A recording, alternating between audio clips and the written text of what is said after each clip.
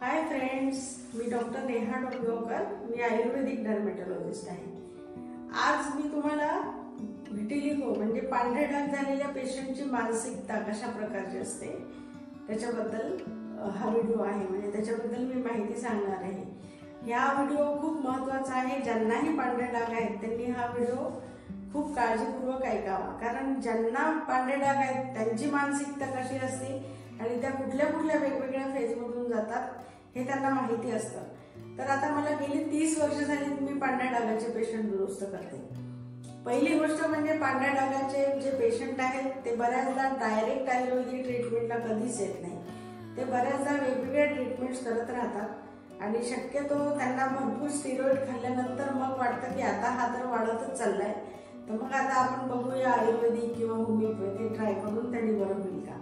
तर पहिली गोष्ट तर माझ्या पेशंटला हे सांगणं आहे की तुम्ही पहिल्यांदा तुम्हाला कोड द्याल की किंवा पांढरे डाग झाले तर तुम्ही ॲलोपॅथीची ट्रीटमेंट न करता जर आयुर्वेदाकडे वळालात तर जे स्टेरॉइड तुम्ही खाल्लेले आहेत त्याच्यामुळे तुमच्या शरीरावर जो इफेक्ट आलेला आहे, तुमच्या सेल्समध्ये जे इन्फ्लमेशन तयार होतं त्या स्टेरॉइडमुळे, ज्याच्यामुळे तुमचे बाकीचे व्हायटल ऑर्गन्स आहेत त्यांच्या कार्यावर पण परिणाम होतो. त्यांची जी कॅपॅसिटी आहे त्याच्यामध्ये जो अडथळा निर्माण होतो त्याच्यामुळे पांढरे डाग क्युअर करायला अजून वेळ लागतो.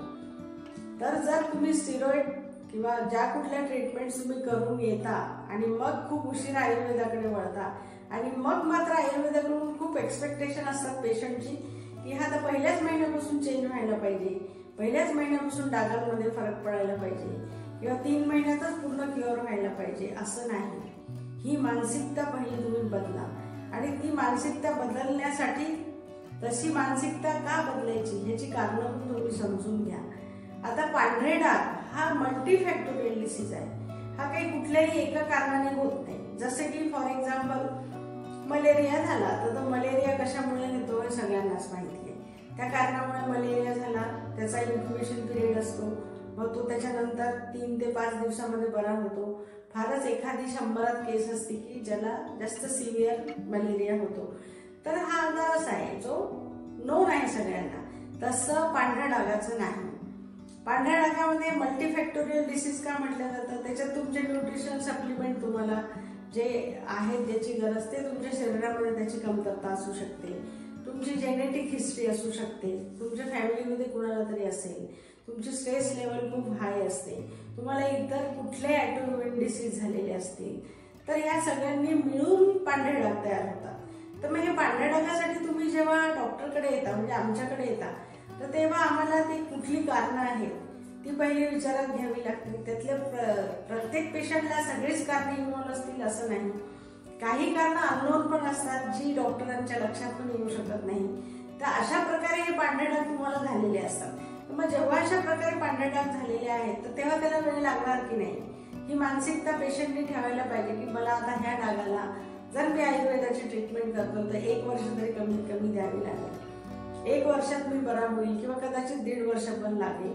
आणि अशा पद्धतीने जर त्यांनी पथ्य पाळले, रेग्युलर मेडिसिन घेतले तर मग त्यांचे डाग निश्चितच बरे होतात. का नाही बरे होणार. आता दुसरी गोष्ट म्हणजे महत्वाचा मुद्दा पथ्य. 6 महिने पेशंटला खूप काटेकोर पथ्य पाळायची इच्छा होते. 6 महिने तो सांगितलेलं सगळं फॉलो करतो, मग नंतर मात्र तो हळूहळू कंटाळा करायला लागतो, त्याला ते पथ्य नको असतात. पण तुम्ही हे लक्षात घ्या की आयुर्वेद खूप पूर्वीपासून म्हणते की तुमचा आहार हा आजाराच्या कारणासाठी खूप महत्वाचा असतो. तुमच्या आहारामधून बरेच आजार वाढू शकतात, त्याला कमी करण्यासाठी तुमचा आहार सदोष नसावा. तर तेव्हा आहारातून बऱ्याच गोष्टी होतात. तर मग त्याच्यापैकी काही गोष्टी अशा असतात की जे पांढरे डाग वाढवू शकतात, तुमच्या सेल्समध्ये जास्त क्रिटिकल सिच्युएशन्स तयार करू शकतात, ऑक्सिडेटिव्ह स्ट्रेस तयार करू शकतात ज्याने पांढरे डाग वाढतात. मग तुम्हाला आहारामध्ये जे सांगितलेलं आहे त्याच्यामध्ये काही सगळंच बंद केलं जात नाही. जे काही तुम्हाला खायला सांगितलं त्याच्यातही विविध प्रकार करून तुम्ही खाऊ शकता.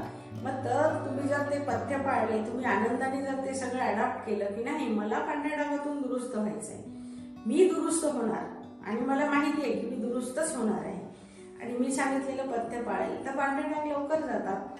फक्त तळहातावरचे तळपायावरचे हे कष्टसाध्य असतात, त्याला खूपच वेळ लागतो. कदाचित त्याला 2 वर्ष पण लागू शकतात. याची जर तुम्हाला डॉक्टरांनी कल्पना दिलेली असते की या भागावरचे डाग फार क्रिटिकल असतात जाणं पण बाकी सगळे जातील, तर तुम्ही जे डाग जाण्यासारखे आहे बाकी पूर्ण बॉडीवरचे जर जाऊ शकतात तर तुम्ही त्या गोष्टीकडे लक्ष देऊन ते डाग हलवायला तुम्ही स्वतःलाच निश्चित मदत करू शकता। डॉक्टर तुमच्यासाठी मदतीचा हात पुढे करतो, पण तुम्ही सुद्धा त्याला तसाच रिस्पॉन्स दिला तर मला नाही वाटत पांढरे डाग दुरुस्त करणं फार अवघड आहे। आणि आयुर्वेदाने तर खूप सुंदर रिझल्ट येतात। मी आतापर्यंत 30-40 हजार पेशंट दुरुस्त केले। काही मुलींचे लग्न झाले, काही लोकांना जे काही त्यांच्या समाजात वावरताना प्रॉब्लेम होतात ते सगळे प्रॉब्लेम त्यांचे जाऊन ते आनंदी झाले। तर तुम्हीही पुढे व्हा, पुढाकार घ्या आणि बरे व्हा। थँक्यू।